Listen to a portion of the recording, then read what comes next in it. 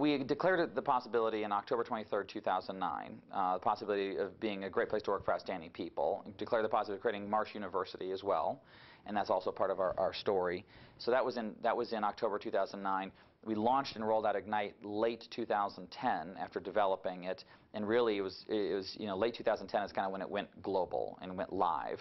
And then throughout 2011, so we really defined in 2010, we designed in 2011 about where it goes, what part of communications or learning and development or reward programs or even process changes do we have where I.G.N.I.T.E, and then 2012 is about deliver. So how do we actually deliver in execution and operationalize this in every corner of our business around the world?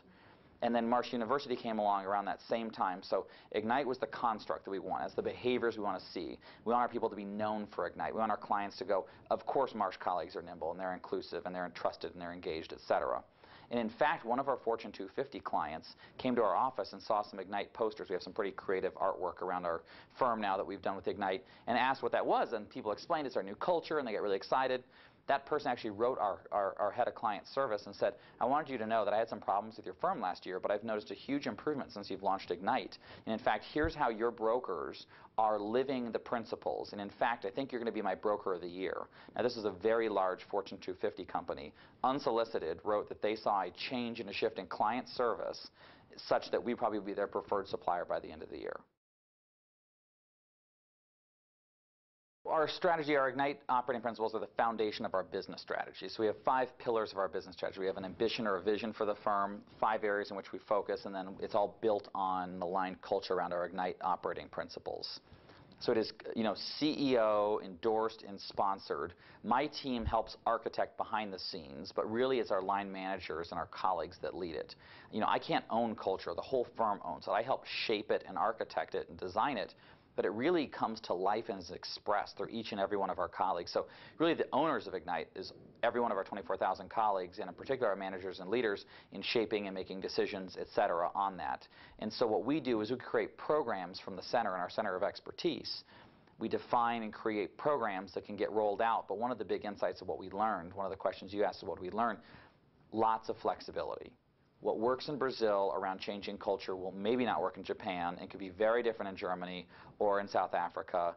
And so what we wanted to look at with I.G.N.I.T.E is one standard set of values or operating principles, but how the programs that you use to make those come alive, maybe even the visual identities and those things, you have to have freedom within that framework. The framework is I.G.N.I.T.E.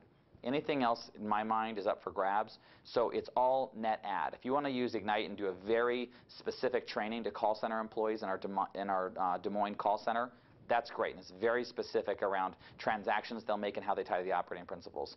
For our leadership, it might be around storytelling training. We brought in the Moth, the world leaders in storytelling training. They have an NPR show. They won the Peabody Award. We brought them into London and trained 170 of our executives in storytelling aligned to I.G.N.I.T.E principles, how when we live I.G.N.I.T E, we win. And just today, I heard from Campbell Soup CEO who spoke about how in 1938 we were trusted, one of our operating principles, and that's how we won the Ford account back then.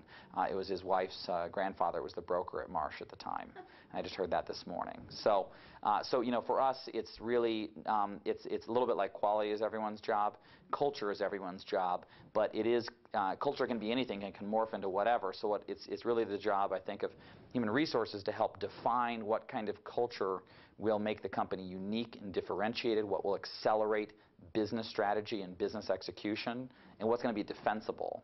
And we've articulated and defined that and have the programs, but it's really up to everyone else to kind of pull that towards them. And I will tell you, if it takes 5 or 10 years to roll out culture, not everyone at Marsh is 100% aligned to I.G.N.I.T.E. Not everyone's wild about it or in love with it, and that's very normal in any kind of change management. So what we do is we focus not necessarily on all the dissenters, although we give them a voice and we listen, but we really, our VIPs are the folks that really get it and that are living it, and those are the folks that we keep giving them additional resources and ideas and support and counsel so they can accelerate our work with I.G.N.I.T.E and really drive things faster. Just like you would with technology implementation, you go to the early adopters. They're the folks who are going to be your champions, give you the right feedback, etc. It's the same thing with cultural change as well. HR has the role to be the glue. We call it the hub for spokes, or to burn off the fog, and make everything transparent and collaborative and available and accessible. And I think the CHRO of the future and senior HR leaders think about T-shaped leaders. They're going to have that deep IT expertise within human capital. But to be credible, you're not to understand law and compliance and legal. You're going to have to be dangerous in finance. You're going to have to be dangerous in IT and marketing and sales. And so I think to be a credible HR leader, to really drive game-changing, magnitudinal, transformational change, you're going to have to be broad as well as deep. You can't come just with human capital understanding and not understand how that relates to business and not understand how that relates to sales or marketing or finance or IT or operations. I think the HR leader of the future is going to have to really be the heir apparent to the CEO, because they're going to know how to run the entire company and really transform it through human capital.